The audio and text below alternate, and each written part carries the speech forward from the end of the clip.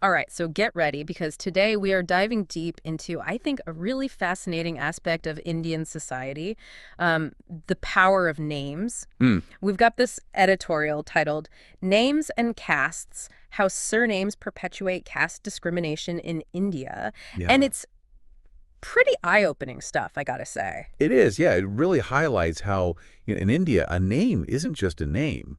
Yeah. It can kind of instantly reveal your social standing, where you come from, your family history, Right. potentially even the opportunities that might be open or closed to you, Yeah. all thanks to the caste system. It's kind of like your surname becomes this unspoken resume that Exactly. precedes you wherever you go. Exactly, yeah. Um, Think uh, about how in some cultures, surnames are linked to professions. right, Like, Smith might indicate that there was a blacksmith in your family tree. right, In India, that connection is amplified right. because of the caste system and its historical ties to specific occupations. Okay, so give me an example.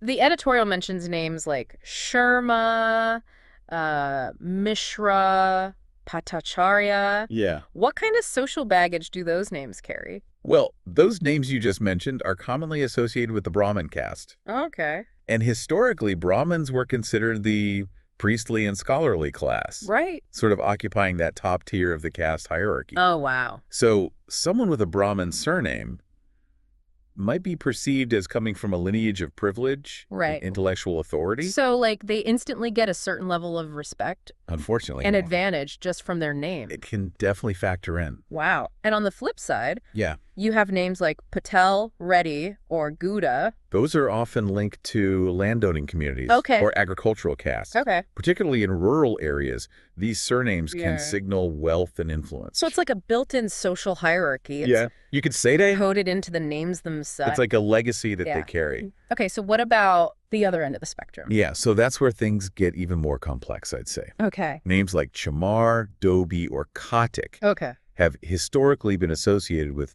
Dalit communities, Right.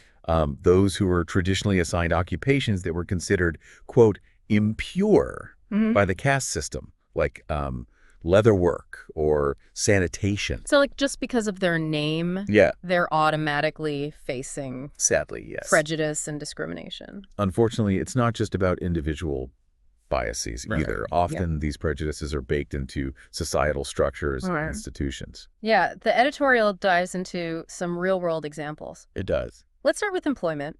Sure. How does this name-based bias play out in the job market? Well, it's not uncommon for employers, whether consciously or unconsciously, Right. to favor applicants with upper caste surnames. Okay.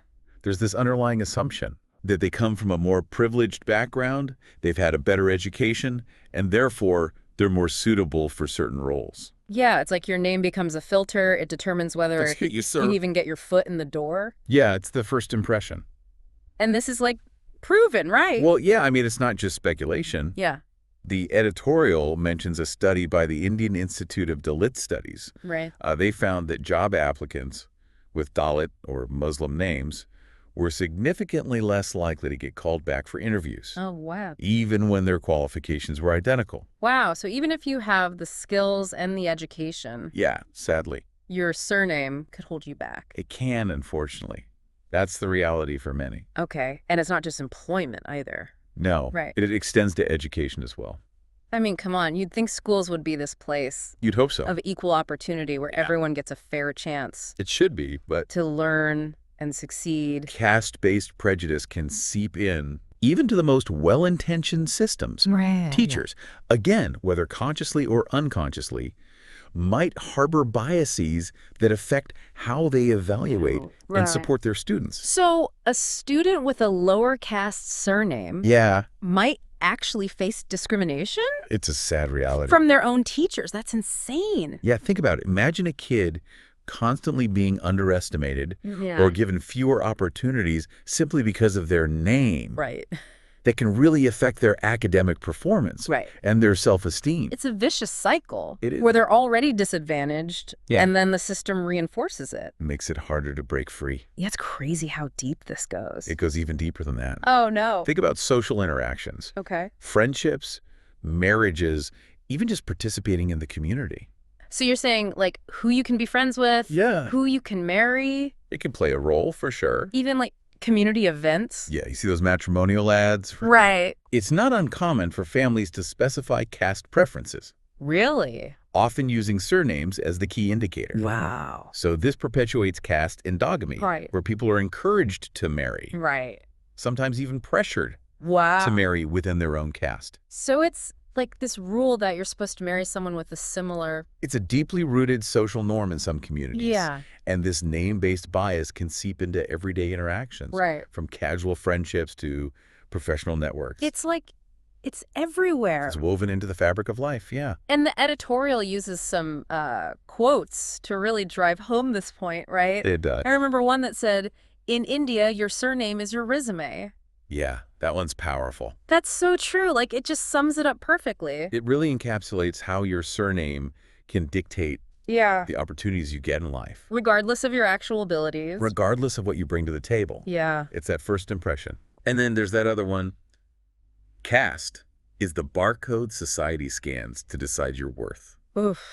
Yeah, that's a tough one. It's harsh but true. It is. It's like you're just a product on a shelf. You're reduced to a single identifier. Right. It strips away your individuality Yeah. and your potential. It's crazy to think about. It is. The editorial even talks about how India has this super advanced biometric ID system Right. to prove citizenship. Yeah, to verify your identity. But yet it still relies on surnames Yeah. to determine social standing. It's a stark contrast, isn't it? It is. It highlights how persistent Yeah. these archaic social classifications are, Oh. even in the face of all this technological advancement. It's like they're trying to move forward, Mhm. but this ancient system It's holding it back. is holding them back. Yeah.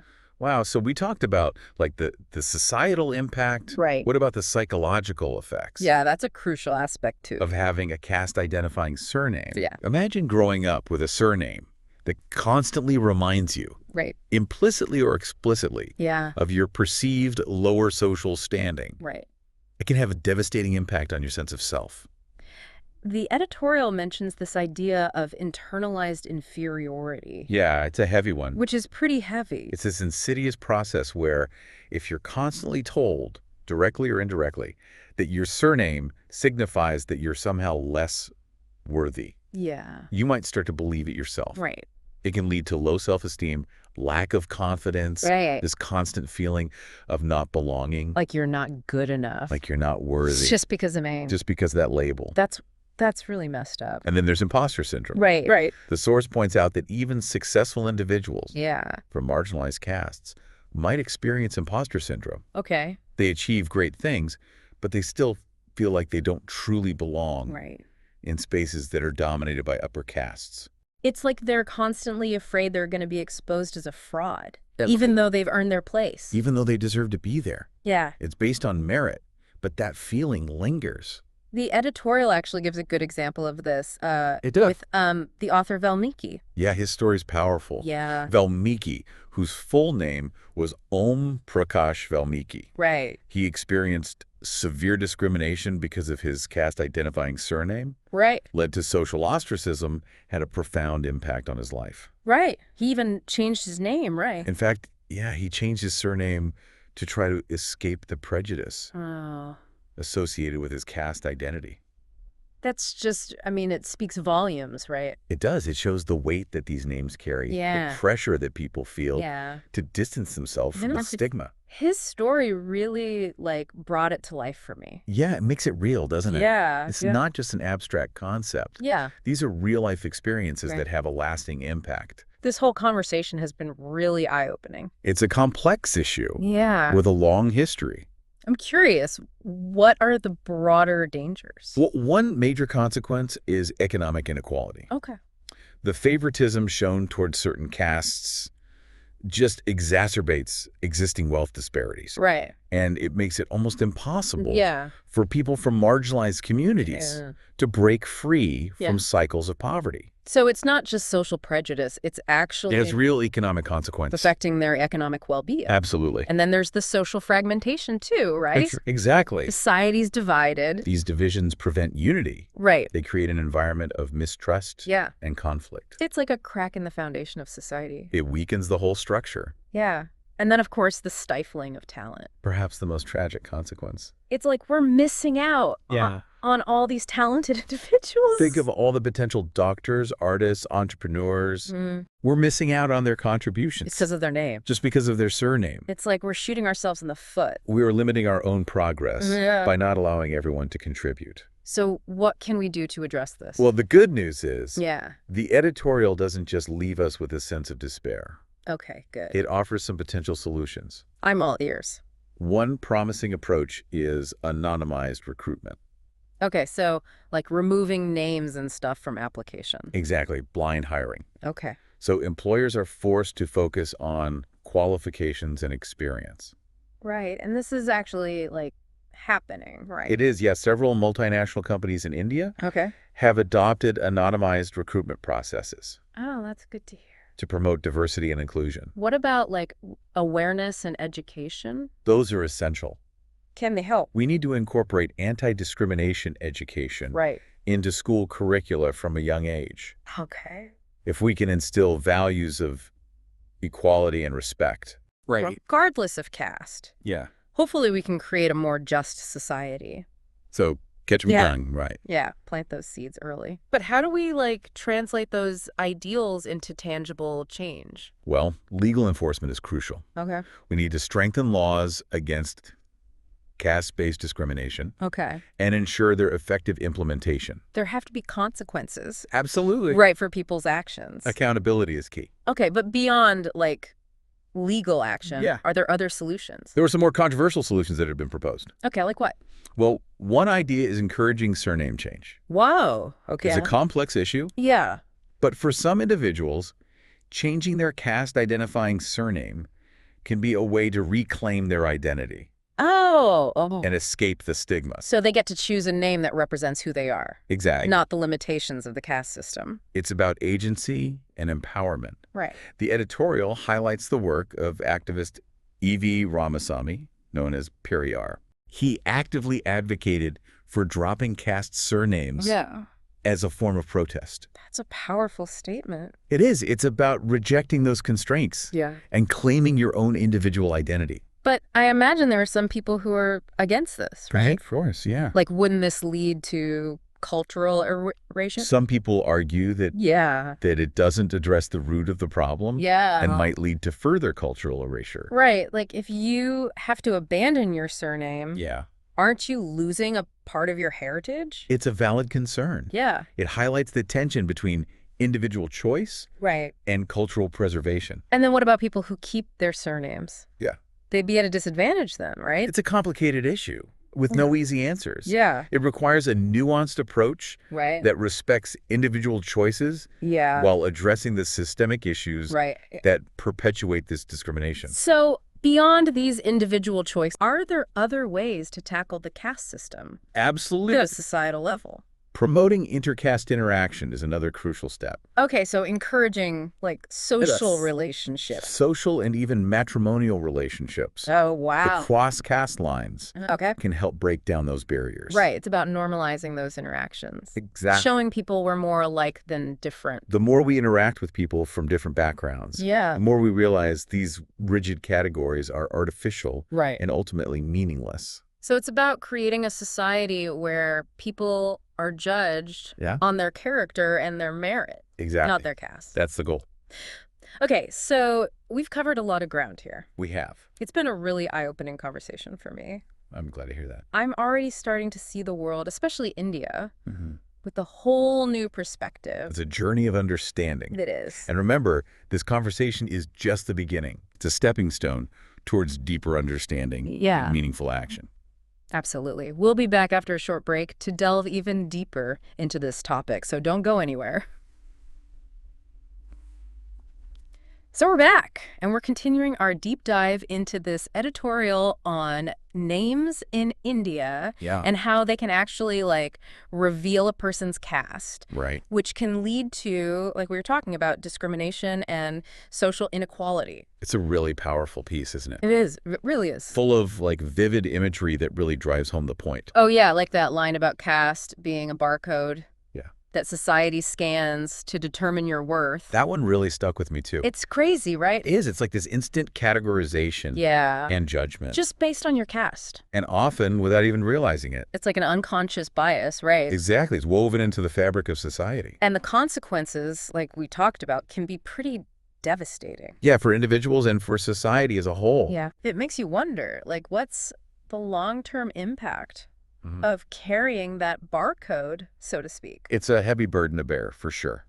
And then the editorial also mentioned something about how this can lead to cultural erasure. Yeah, that's a crucial point. Right. When individuals feel pressured Yeah. to change or omit their surnames Yeah. to avoid discrimination, it can lead to a loss of cultural identity. It's like they're being forced to choose between their heritage It's a real dilemma. and their well-being. Yeah, like we talked about with Valmiki. Yeah, his story is so sad. He felt compelled to change his surname Yeah. to escape the prejudice, Just to try to, like, live a normal life, you know? to be seen for who he was. Yeah, and it just shows, like, how real this problem is. Yeah, these are real people facing real challenges. It's not just an abstract concept. Exactly. It's people's lives. And it underscores the urgency of addressing the root causes. Yeah, It's not enough to just treat the symptoms, right. We got to dismantle the whole system. We need to change the system. Yeah, speaking of systems, Yeah. the editorial also talked about, like, the dangers of this when it comes to economic inequality. Absolutely. It creates a very uneven playing field. It's like a rigged game, isn't it? Yeah, you could say that. Where some players start off with a huge advantage. Just because of their surname. Yeah, just because of their name. The favoritism towards certain castes Yeah. creates a system where wealth and opportunity Right. are concentrated among a select few. And it just keeps getting worse, right? It perpetuates a cycle. Yeah, the rich to get richer. And those born into poverty Right. have very limited chances to break free. And it leads to social fragmentation too, right? Exactly. It's like a crack in the foundation of society. Yeah. It undermines unity, fosters suspicion, mistrust. Yeah, it's like a house divided. It can't stand strong. It can't. It can't progress effectively. And then, like we said, probably the most tragic consequence is this stifling of talent. It's a huge loss Yeah. for everyone. It's like we're putting a cap on innovation. Yeah, imagine all the potential contributions Yeah. we're missing out on. I mean, who knows what amazing things we could accomplish It's impossible to know. if everyone was given an equal chance. It's like we're holding ourselves back We are. as a society. But, I mean, there's got to be something we can do about this, right? Well, the editorial does offer some potential pathways for change. Okay, good. It's not all doom and gloom. So what can we do?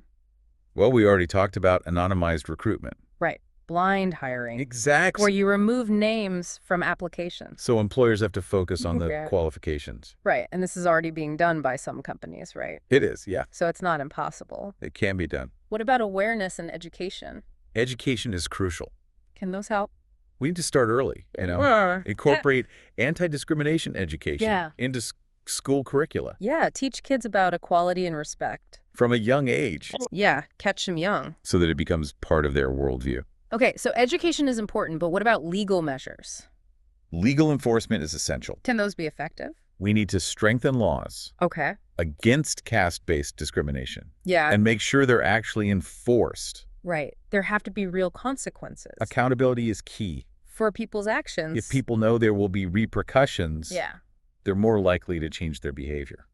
So beyond those things, legal action and education, Yeah. are there other solutions? There are some more unconventional solutions that have been proposed. Okay, I like unconventional. One that's been debated is encouraging surname change. Okay, that's definitely unconventional. It's controversial, Right. but for some, it's a way to reclaim their identity. So, like, you choose a name that represents you, Exactly. not the yeah. limitations imposed by the caste system. It's about agency, taking control. But, like, wouldn't that lead to people losing their heritage? That's a valid concern. Like, if you have to give up your surname to escape discrimination, Yeah, it's a complex issue. what about those who keep their surnames? It's a tough one, Didn't that put them at a disadvantage? It's a balancing act, right? Yeah. Between individual choice Yeah. and preserving cultural identity. So, beyond these individual choices, Yeah, are there other ways to, like, address this at a societal level? absolutely. Another important step is promoting inter-caste interaction. Okay, so encouraging people to interact with those Yeah. from different castes. Social interactions, friendships, even Yeah, marriages. normalizing those interactions. Showing that we're more alike than different. So we can start to break down these barriers. Exactly. The more we interact, Yeah. the more we realize these categories are artificial. Yeah, it's about seeing people as individuals, Judging them on their character, their merits. not their caste. Exactly. Okay, so we've talked about a lot of solutions here. And it's important to remember Yeah. that this is just a starting point. There's a lot more to explore and discuss. It's an ongoing conversation. It is. But I think this deep dive has shown that change is possible. I believe that too. But it requires a collective effort It does. from all of us. Working together towards a common goal. Absolutely, and I think this conversation is a good place to start. Raising awareness is the first step. It is. And then we can move towards action. This has been such a thought-provoking conversation. It has been a deep dive It really has. into a complex issue. And I can't wait to explore even more ideas in our final segment. Looking forward to So it. stick around. We'll be right back. All right, so welcome back to the Deep Dive, where we've been talking about this editorial on names in India Yeah. and how they can be these powerful symbols of caste identity, It's been a really insightful discussion. leading to discrimination and all these social inequalities. A lot to unpack. It's been a really heavy conversation, but super important. It has. I mean, honestly, I'm amazed by how much we've been able to cover just from this one editorial. It's a rich text. It really is, packed with so many thought-provoking insights. Definitely. I mean, it's really made me question a lot of my own assumptions. That's what these deep dives are all about. One of the big takeaways for me is that, like, this caste-based discrimination, Yeah.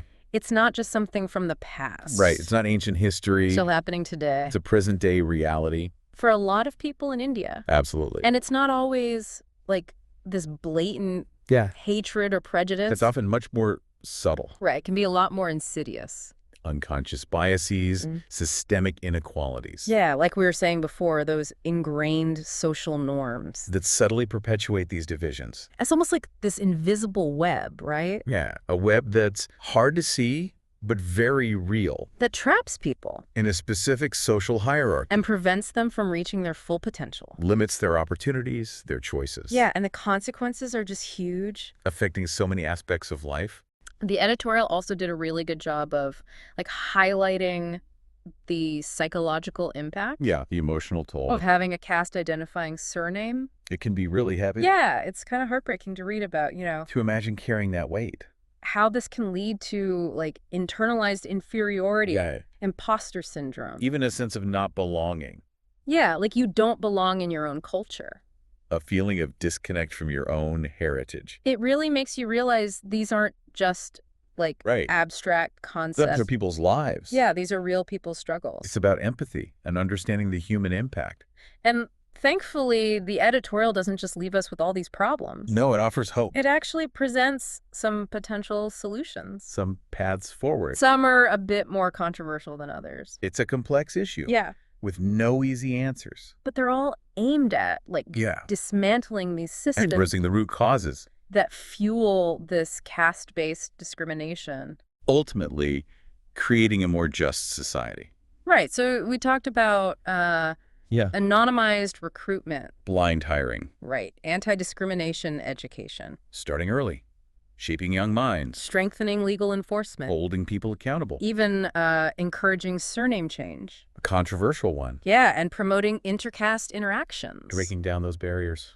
There are so many ways we can work towards a more just and equitable society. It requires a multifaceted approach. It does. Addressing the issue from different angles. And this deep dive has really shown me that change is possible. If it is. But it needs everyone to contribute. Individuals, institutions, society as a whole. So as we wrap up this episode of the deep dive, I want to leave our listeners with something to think about. Okay. What other subtle ways do you think these social hierarchies are perpetuated?